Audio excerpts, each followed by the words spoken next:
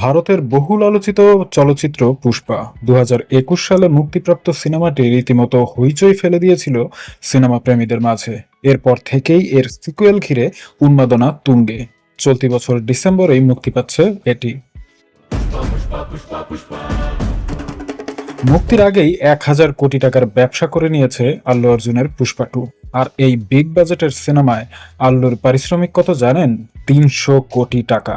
ভারতীয় সংবাদ মাধ্যমের প্রতিবেদন অনুসারে পুষ্পার মাধ্যমে ভারতীয় সিনেমার সর্বোচ্চ পারিশ্রমিকপ্রাপ্ত সুপারস্টার হয়ে উঠেছেন আল্লু অর্জুন।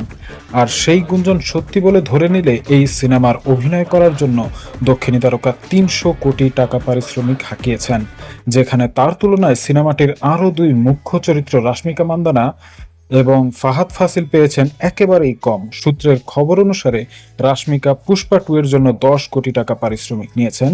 অন্যদিকে সিকুয়েলে অভিনয় করে ফাহাদ ফাসিল পেয়েছেন 8 কোটি টাকা। পুষ্পার প্রথম কিস্তিতেও ছিলেন এই দুজন।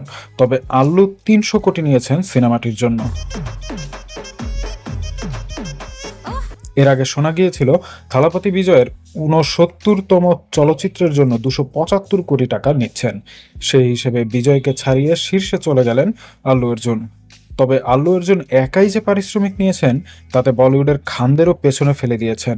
শাহরুখ অবশ্য অন্য পথে হাঁটেন। সিনেমার মোট ব্যবসা এবং লাভের অংশীদারিত্বে থাকেন তিনি। অন্যদিকে সালমান খান পারিশ্রমিক হিসেবে মোটা অঙ্ক হাঁকালেও আল্লু অর্জুনের মার্জিন এখনও ছুঁতে পারেননি।